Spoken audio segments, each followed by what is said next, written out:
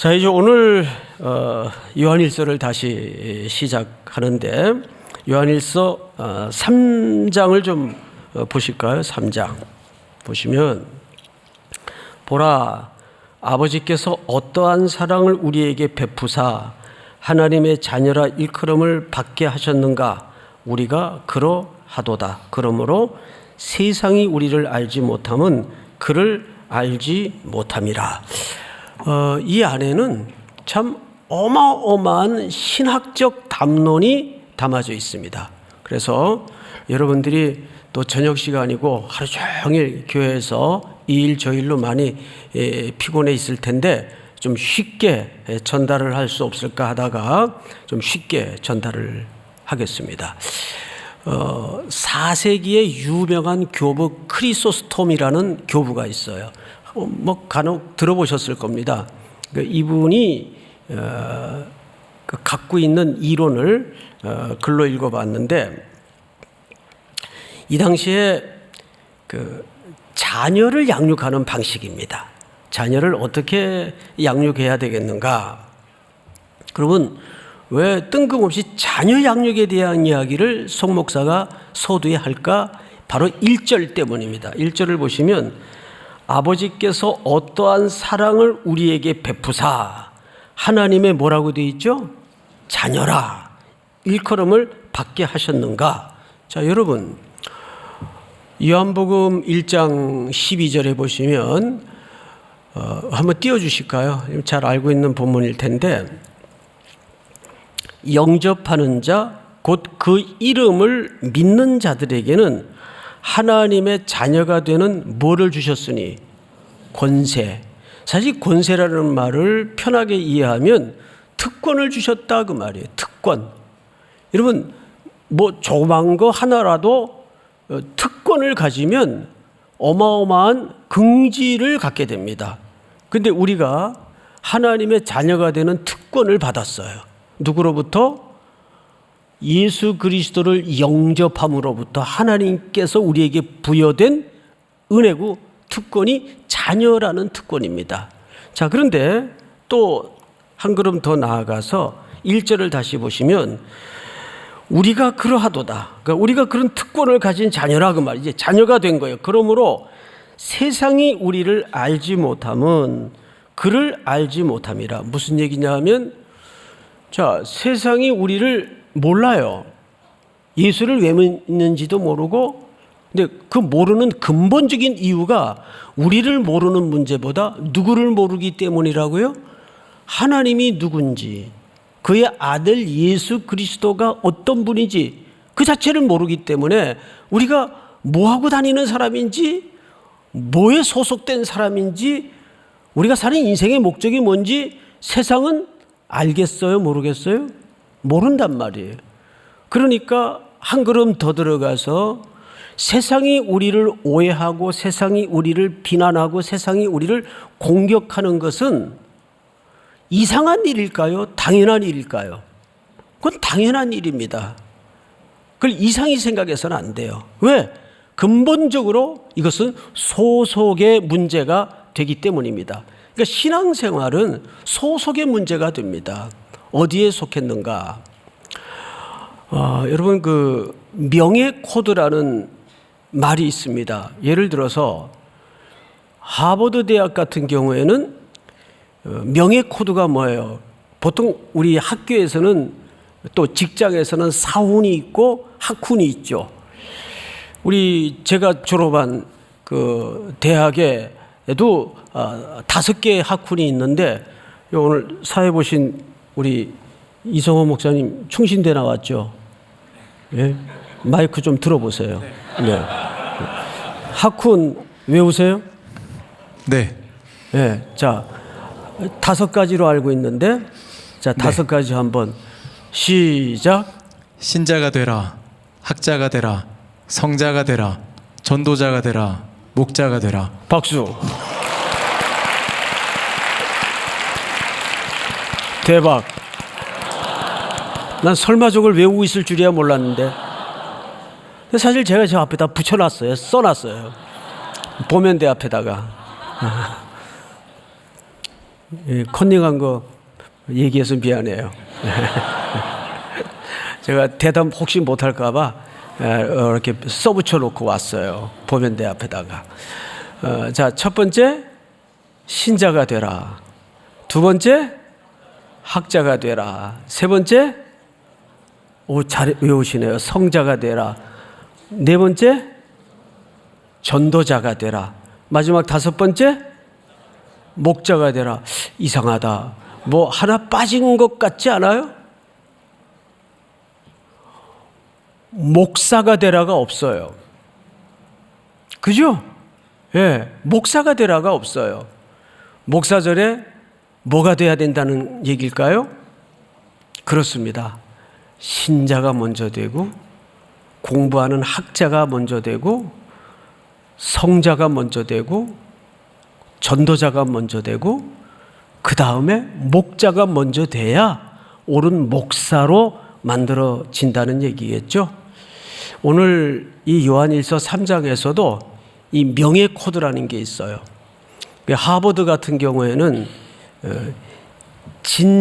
진리와 책임입니다. 하버드의 명예 코드가 학교마다 단체마다 그런 명예 코드가 있죠. 그러면 하나님의 자녀가 된 우리들에게 명예 코드는 뭘로 드러나야 될까요? 그것이 바로 성령의 9가지 열매인 성품으로 드러나야 됩니다. 믿습니까? 네.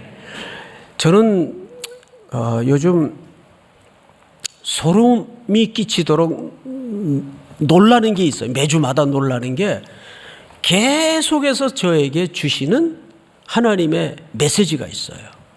그것은 그리스도인으로서의 성품에 집중하게 만들더라고요. 영시 예배에서부터 우리 교회 70주년을 맞으면서 주신 표가 뭐라고 말씀드렸습니까? 표대를 향하여. 근데 그 표대를 향하여라는 것은 어떤 결과물을 내고 목적을 이루고 일을 성취하는 차원의 표대가 아니라 그랬습니다. 그 표대의 목적지는 뭐라고 말씀을 여러 차례 드렸죠? 그리스도의 온전한 사람이 이루어지는 겁니다. 사도 바울은 이제 뭐 그거를 로마의 옥중 서신으로 쓰는데 옥에서 감옥에서 그 글을 쓰는데 거기서 뭘 이룰 수 있고 뭘 성취할 수 있겠어요. 근데 아직도 그에게 남은 삶의 과제가 뭐냐 하면 안에서 들끓는 인간적인 욕망을 잘라내고 혈기를 뱉어내고 오로지 그리스도의 한 몸이 이루어지는 성품을 가진 하나님의 성품을 가진 자로서 내가 어떻게 만들어져야 될까? 여기에 인생의 마지막 목적지를 삼고 있다고요.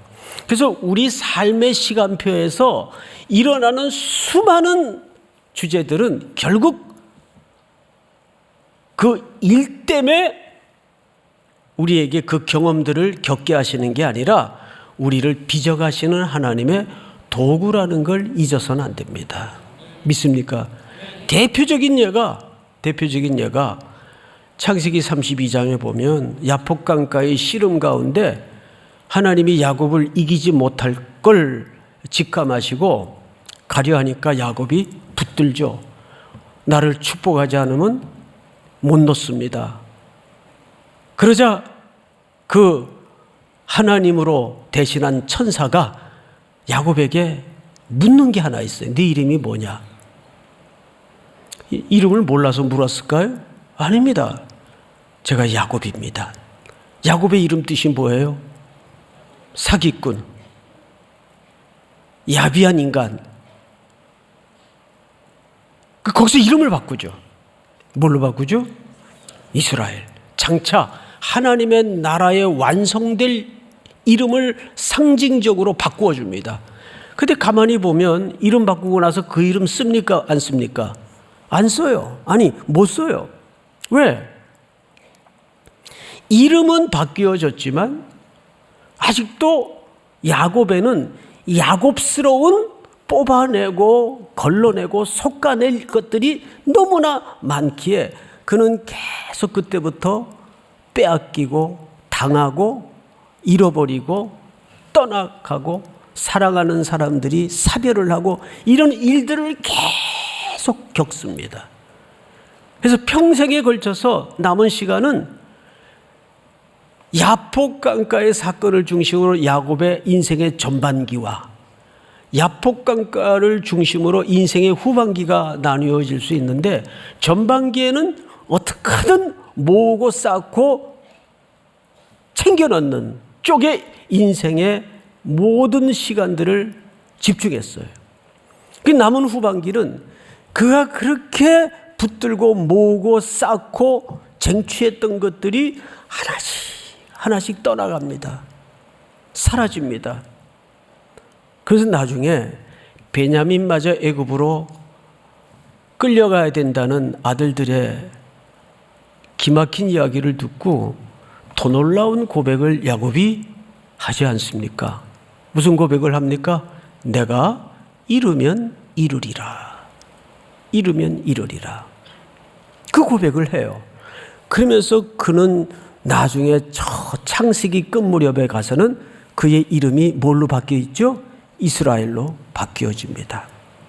그래서 오늘 이 본문을 잘 보시면 똑같은 얘기를 해요.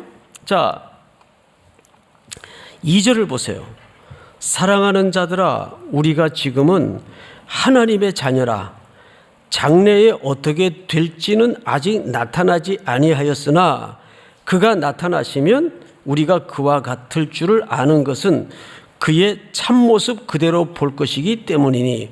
자, 여기에 이미 이루어진 사실과 이루어질 사실 사이의 시간을 간격을 얘기하는 겁니다.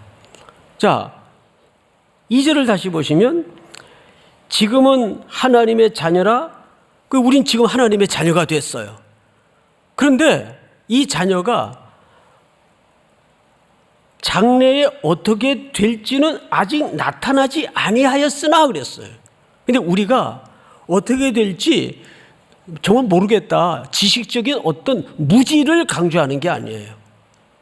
우리는 그 완성될, 그러니까 이루었지만 이제 예수 그리스도의 십자가의 죽음으로 우리가 그분을 내 구주로 영접하고 영접하는 자 곧 그 이름을 믿는 자녀들에게는 하나님의 자녀가 되는 권세를 주셨으니 이는 혈통으로나 육정으로나 사람의 뜻으로 나지 아니하고 오직 누구로부터 난 자예요? 하나님께로부터 난 자들이니라. 이것이 우리가 보았던 요한복음 1장 12절을 다시 한번 띄워주실까요? 이렇게 되어 있습니다. 이는 혈통으로나 육정으로나 사람의 뜻으로 나지 아니하고 오직 하나님께로부터 난 자들이니라. 14절 다 같이 읽겠습니다. 시작. 말씀이 육신이 되어 우리 가운데 거하심에 우리가 그의 영광을 보니 아버지의 독생자의 영광이요 은혜와 진리가 충만하더라. 아멘. 이제 우리는 장차 완성되어 우리 앞에 드러날 그 영광의 실체가, 그 상속받을 유산이 어느 규모인지, 어떻게 받는지, 그 상속의 형태는 어떤 것인지 확실히 압니까 모릅니까? 아직 몰라요. 근데 그것은 반드시, 그리고 분명히 여러분들 앞에 도래할 일입니까? 도래할 수도 있는 일입니까? 반드시 도래할 일이란 말이에요. 그러면 우리가 그 속에서 그 상속을 받기까지 지금 누구로 살고 있죠? 하나님의 자녀로 살고 있어요. 그러면 그 자녀들에게 무엇이 주어졌다고요? 권세, 특권이 주어졌다고요. 그 특권은 저와 여러분들에게 명예 코드예요. 우리가 이 땅에 그 상속을 누리고 상속을 받을 이 시간표 속에서 그 시간이 현실적으로 도래할 시간인데 그 도래하기까지 우리가 어떻게 살 것인가가 오늘 우리의 숙제이고 과제가 된단 말이에요. 그 어떻게 살아야 될까요? 로마서 8장을 한번 띄워주실까요? 8장. 너희는 다시 무서워하는 종의 영을 받지 아니하고 양자의 영을 받았으니. 자, 여기 양자라는 말이 등장을 합니다. 양자. 이 양자라는 말은 사실 신약에서 말하는 개념이죠. 그러니까 아들이 되었다 그 말이에요. 그런데 이 아들은 뭘 기초로 하냐 하면 구약의 하나님의 언약을 기초로 우리가 신약으로 넘어와서 양자로 받아들여진 겁니다. 그래서 이것은 신구약에 합하여진 설계예요. 자, 구약에서는 이것을 하나님의 언약이라고 말해요. 내 백성, 나는 너의 하나님이 되고 나는 목자, 너희는 양, 이런 개념으로 계속 구약에서 설명을 합니다. 그리고 구약은 그 방식을 언약으로 찾아오세요. 내가 너의 하나님이 될 것이다. 너는 내 백성이 될 것이다. 끊임없이 우리에게 언약을 갱신시켜 주시고 확인시켜 주시고 이제 먹을 만하면 또 새긴 것을 그 새겨진 자리에 막 흙 끼고 녹슬고 한 것을 또 다 닦아내서 우리에게 계속 확인시켜 주는 작업이 구약의 언약의 작업이에요. 그 백성들이 불순종해서 넘어지면 그 언약을 또 새롭게 갱신해서 하나님의 언약은 신실하시고 하나님의 언약은 성실하시다는 것을 끊임없이 말씀하시다가 그 언약의 실존 아들이 이 땅에 결국은 성육신으로 내려오십니다. 그리고 그 아들을 기초로 영접하는 자, 곧 그 이름을 믿는 자들에게는 하나님의 자녀, 오늘 로마서 8장에 보니까 너희는 다시 무서워하는 종의 영을 받지 아니하고 양자의 영을 받았으니, 이 양자의 영은 뭡니까? 우리가 성령의 도우심으로 하나님의 아들이 되었다는 것을 깨닫게 되고 알게 되었다 그 말이에요. 그러니까 우리가 아빠 아버지라고 부르짖느니라. 16절 다 같이 시작. 성령이 친히 우리의 영과 더불어 우리가 하나님의 자녀인 것을 증언하시나니. 자, 성령이 하시는 역할은 우리가 누구인 것을 계속 가르쳐 주시고 증거해 주십니까? 우리가 하나님의 자녀인 것을 계속 가르쳐 주시고 증언해 주십니다. 여러분, 그래서 하나님의 백성들이 끊임없이 이 땅에 머무는 동안 뿐만 아니라 영원히 삼아야 될 목마름, 허기가 있다면 성령에 열중하는 거예요. 성령님, 나를 깨우쳐 주십시오. 내 어둠을 열어 주십시오. 내 눈을 뜨게 하셔서 이 땅의 가치를 넘어 하나님의 진짜의 가치에 집중할 수 있도록 나를 도와주십시오. 이 가운데에도 그 끊어내지 못하는 죄악들, 반복되는 죄악들, 이런 것들이 자기 힘으로 안 되는 이유가 뭔지 아세요? 사람은 자기가 무엇을 할 수 있는 존재가 아니라는 얘기예요. 내 주인이 따로 있다는 얘기예요. 그러니까 그거를 자기가 자기 인생의 주인이 되어서 뭔가를 윤리적으로 도덕적으로 해보려고 씨름하니까 돼요, 안 돼요? 안 돼요. 그래서 그것마저도, 우리의 변화와 우리의 결단과 회개와 의지마저도 누구의 역사 없이는 불가능합니까? 성령님의 역사 없이는 불가능해요. 성령님이 도와주셔야 됩니다. 믿습니까? 그래서 성령이 친히 우리의 영과 더불어 우리가 하나님의 자녀인 것을 뭐 하시나니? 증언하시나니. 마지막 절 한번 볼까요? 다 같이 시작. 자녀이면 또한 상속자 곧 하나님의 상속자여 그리스도와 함께한 상속자니 우리가 그와 함께 영광을 받기 위하여 고난도 함께 받아야 할 것이니라. 자, 여기 앞에까지는 잘 나가다가 뒤에 고난도 함께 받아야 할 것이니라, 이런 대목이 나오죠. 자, 앞에부터 좀 설명을 드리겠습니다. 자녀이면 곧 뭐 할 사람이에요? 상속을 받을 사람이에요. 상속자, 곧 하나님의 상속자요. 이거는 그리스도와 함께 누릴 유업입니다. 그러니까 이거는 무슨 어느 대재벌, 뭐 소위 빌 게이츠 재단 그 정도 상속받는 게 아니에요. 그런 이 땅의 물질들은 오전에도 설명을 드렸지만 일시적이고 유한적이고 아침에 잠깐 피오르다 마는 안개와 같은 것들입니다. 영원한 것이 없어요. 세 가지밖에는 영원한 게 없다고 말씀을 드렸습니다. 그리스도가 영원하고, 그리스도의 일이 영원하고, 그분의 말씀이 영원합니다. 영원한 것은 이 세 가지밖에 없어요. 그래서 우리가 그런 하나님의 약속에 붙들려서 하나님의 상속자로 특권을 가지고 이 세상에 살아간다는 것은 어마어마한 놀라운 가치예요. 여러분들이 어디 가서도 자고해서는 안 되겠지만 긍지를 가지고 살 수 있는 그런 명예심이 있어야 됩니다. 유명한 사람하고 이름만 같아도 으쓱거리는 세상인데 그 정도겠습니까? 하나님의 양자, 하나님의 자녀가 되었다고요. 그래서 크리소스톰이라는 사람은 4세기 무렵에 유명한 교부인데 자녀를 키우는 3가지 방법을 얘기했어요. 첫째, 성경에 유명한 인물들을 따서 자녀 이름을 만들어라. 모세, 바울. 그래서 제가 아들을 낳으면 바울이라고 지어야 되겠다 그랬는데 성이 송씨예요. 그게 잘못하던 송방울 이렇게 좀 놀림감이 되겠더라고요.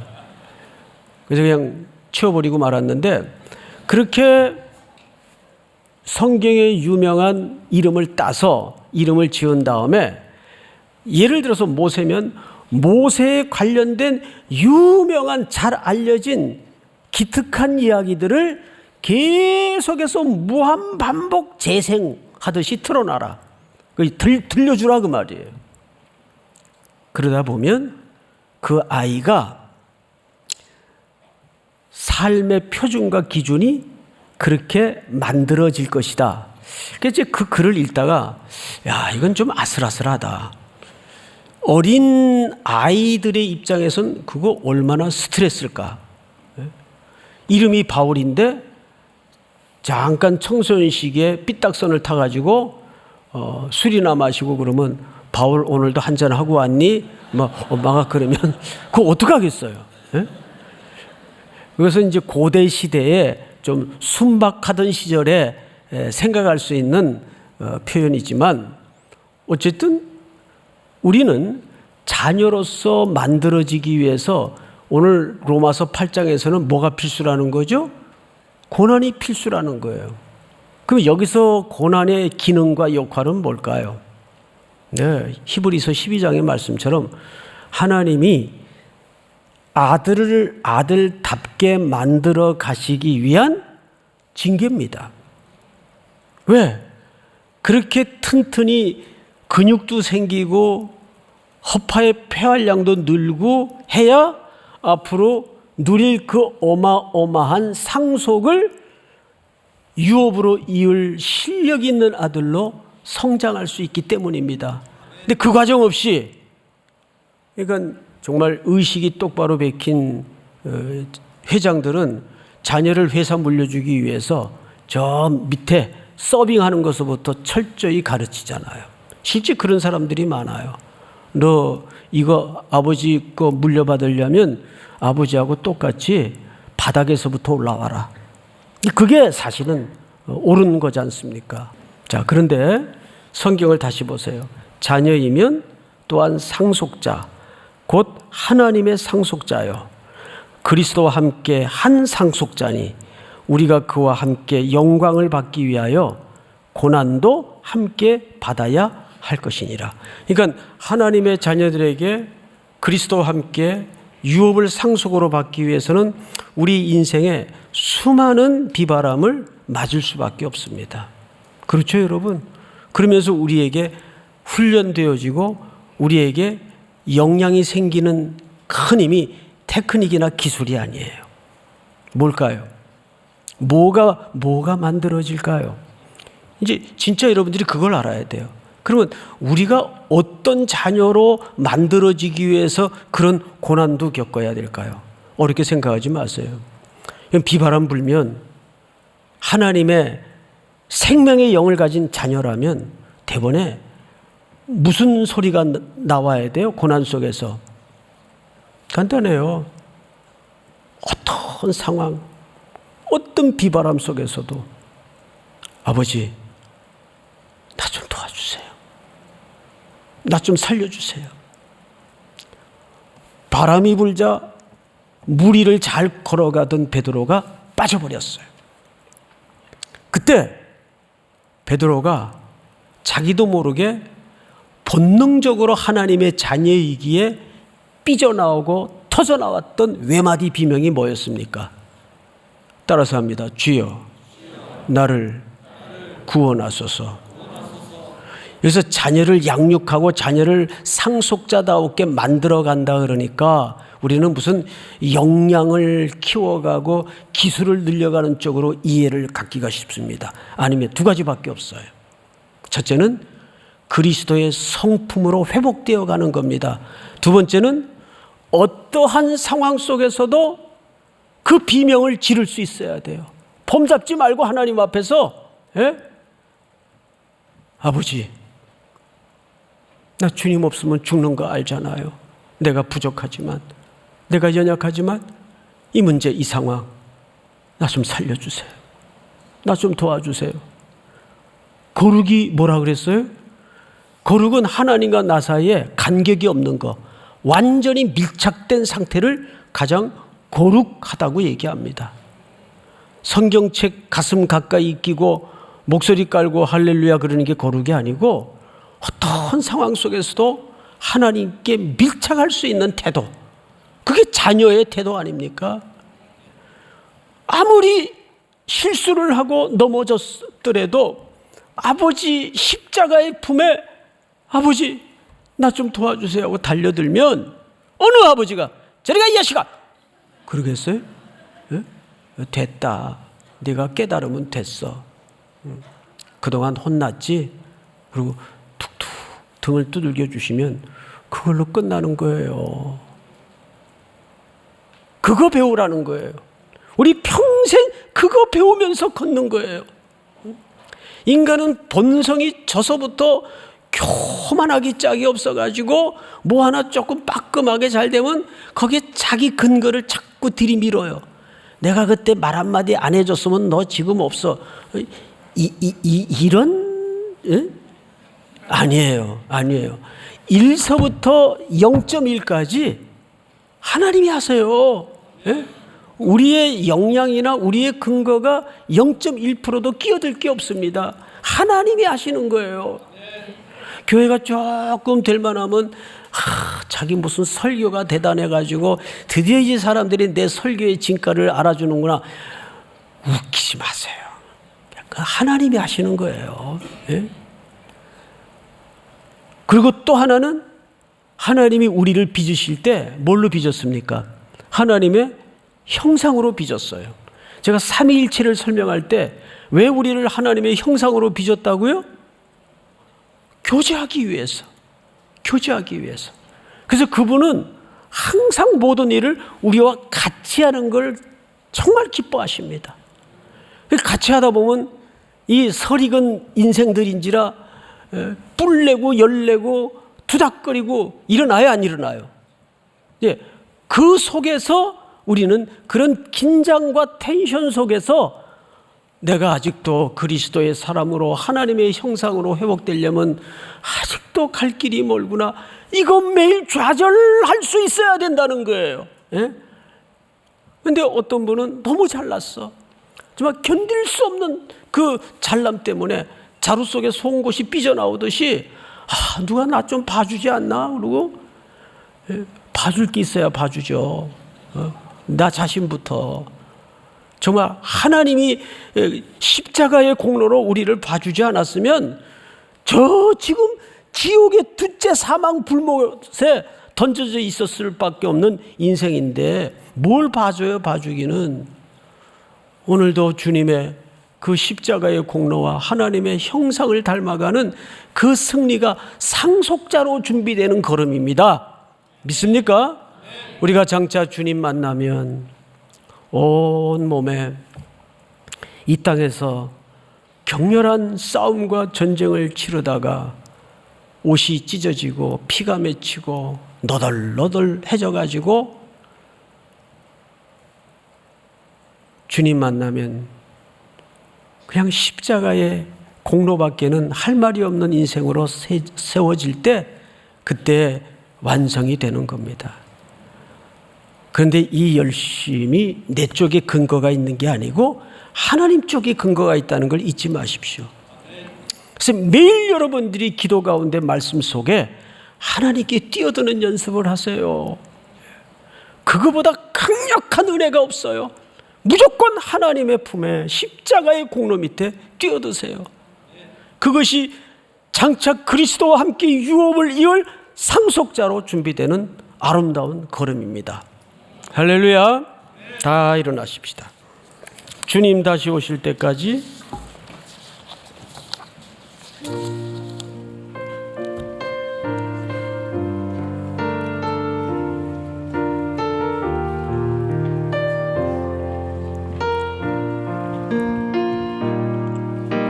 주님 다시 오실 때까지 나는 이 길을 가리라.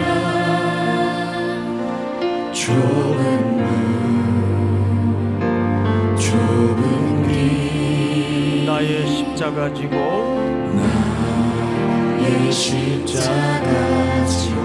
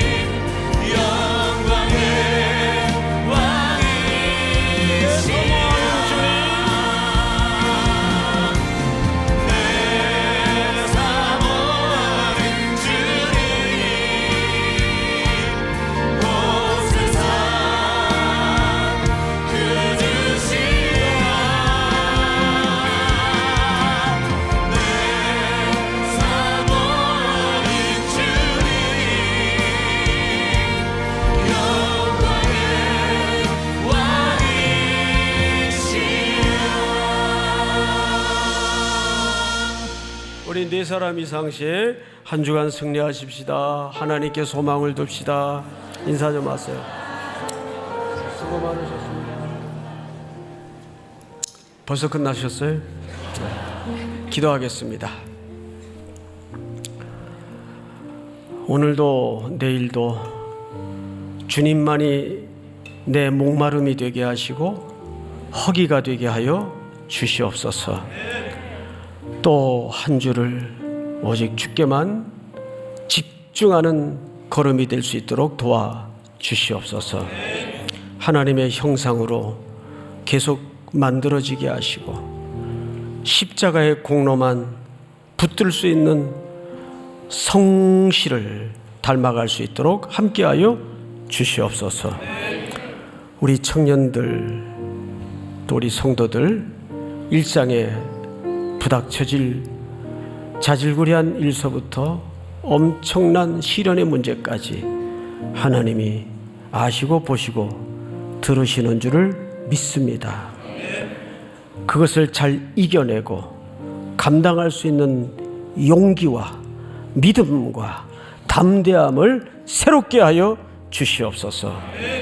언제나 소망은 그리스도께 두며 걸어갈 수 있도록 도우시고 하나님의 자비와 그분이 역사의 주권자이시며 모든 인생들이 그분의 시간표 속에 얹어져 있음을 잊지 않도록 함께하여 주시옵소서. 돌뿌리가 나오고 웅덩이가 나오고 가시덤불이 가로막는다 할지라도 예수님의 등에 업혀 그 공로로 그 시련을 넘어가고 또 넘어갈 수 있도록 이끌어 주시옵소서. 참 험난했던 70년의 여정을 주께서 걸어오셨고 우리 모두가 하나님의 은혜에 붙들려 왔음을 고백합니다. 새롭게 주어진 푯대를 향하여 70년은 그리스도의 사람으로 온전해지는 목적지에 모두가 이끌림 받도록 함께하여 주시옵소서. 경제적으로 육체적으로 공고하여 하나님의 긍휼을 구하고 있는 성도들의 입술을 외면치 마시고 받아주시며 연락해 주실 줄을 믿습니다. 이 시간도 선교 현지에서 외롭게 분투하고 있는 하나님의 복음의 동지들을 기억해 주시고 지침이 없이 언제나 뒤에서 기도하는 교회가 있다는 것을 잊지 않도록 함께하여 주시옵소서. 우리도 나만을 위한 기도를 넘어서 내 인생의 문제를 뛰어넘어 이웃을 향해 눈이 띄어지게 하시고 가슴이 열어지며 주님의 손처럼 주님의 발걸음처럼 다가가는 순종을 새롭게 하여 주시옵소서. 이제 A관 매각 문제가 현실적으로 눈앞에 와 있습니다. 적절한 시기에 적절한 케이스를 만나게 하셔서 하나님이 일하시는 것을 온 교회가 목도하는 은혜를 누리게 하여 주시옵소서. 지금은 우리 구주 예수 그리스도의 은혜와 하나님 우리 아버지의 놀라우신 사랑하심과 성령님의 교통하시니 오늘 머리 숙여 경배를 드리는 귀한 3일의 성도들, 해외, 국내, 멀리 출타해 있는 가족과 선교 현장의 복음의 동역자들, 복중의 생명까지 영원토록 함께 있을지어다. 아멘.